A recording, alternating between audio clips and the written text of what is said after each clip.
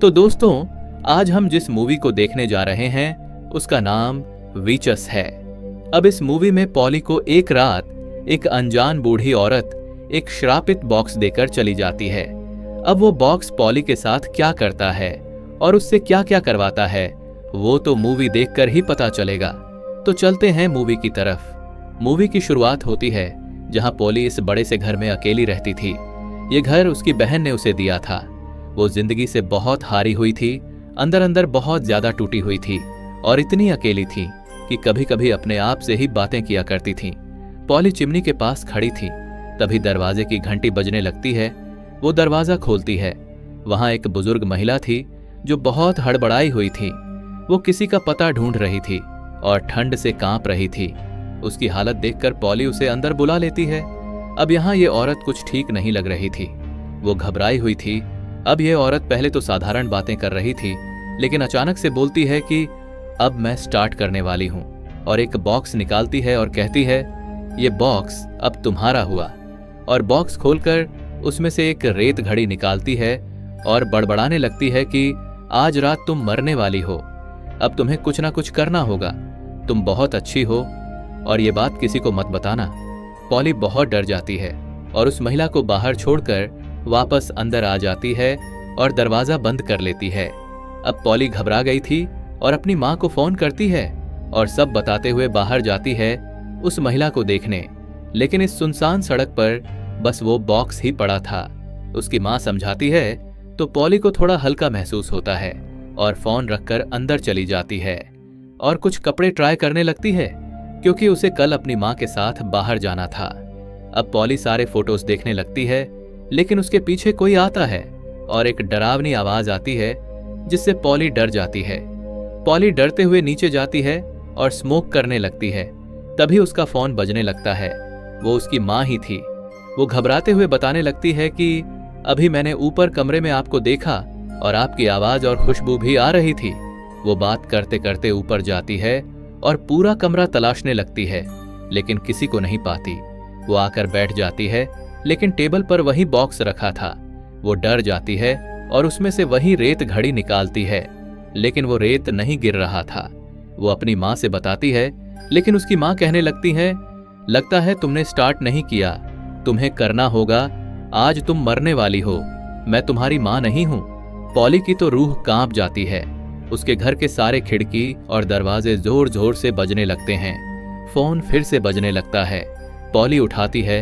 उसकी माँ की आवाज में कोई उसे बोलने लगता है कि हम तुम्हारे बारे में सब जानते हैं, तुम हमें दिख रही हो, तुम आज मरने वाली हो, लेकिन इस बॉक्स में 3 चीजें जाएंगी।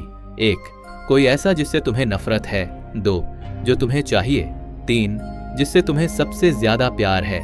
अगर तुमने ये चीजें इस बॉक्स को दे दी तो तुम बच जाओगी, अगर तुमने झूठ बोला तो हमें पता चल जाएगा। इतना कहकर फोन कट हो जाता है। पॉली को कुछ समझ नहीं आ रहा था। वो काफी डरी हुई थी।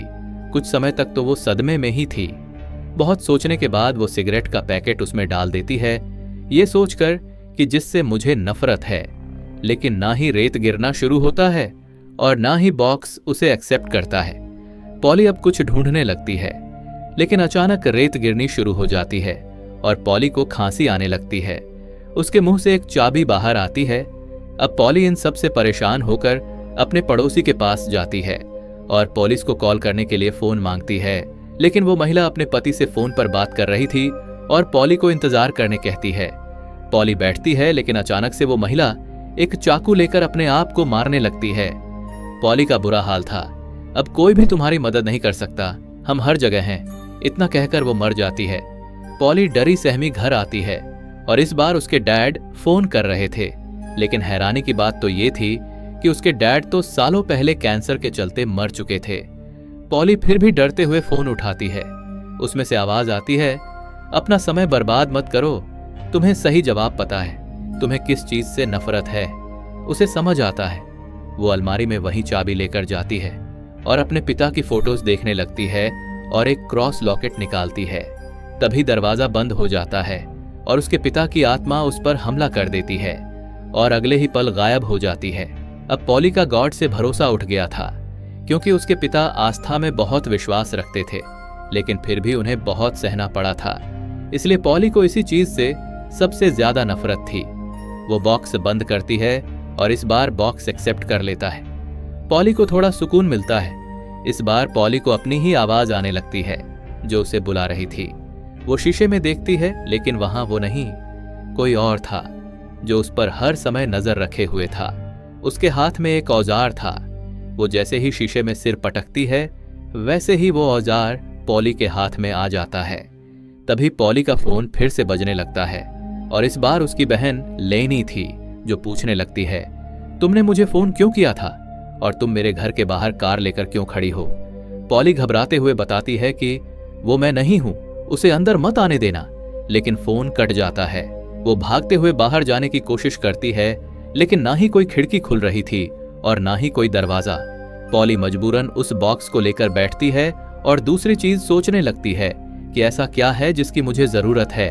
तभी टीवी चालू हो जाता है और उसमें पोली की भांजी अली दिख रही थी और बार बार उसे वही चीज दिखने लगती है और उसके हाथ में वही औजार आ जाता है।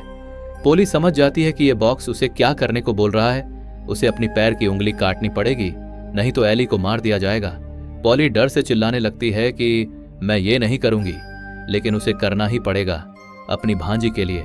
वो हिम्मत करके कोशिश करती है और बहुत ही ज्यादा दर्द से चिल्लाती है। काटने के बाद वो उंगली बॉक्स में डालकर पट्टी करने लगती है। बहुत खून बह रहा था, लेकिन वहां उसकी मां जैसी आत्मा अभी भी उसे डरा रही थी।